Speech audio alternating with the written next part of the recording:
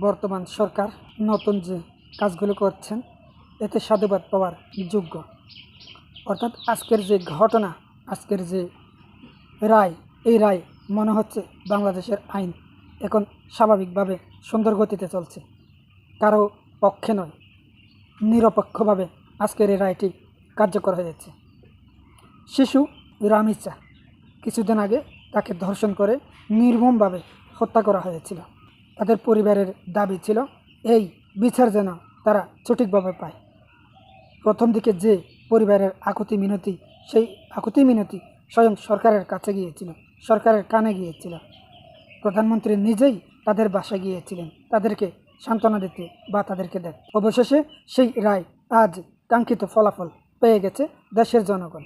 সন্তুষ্ট হয়েছে রামিসার মা, বাবা, এমনকি দেশবাসী।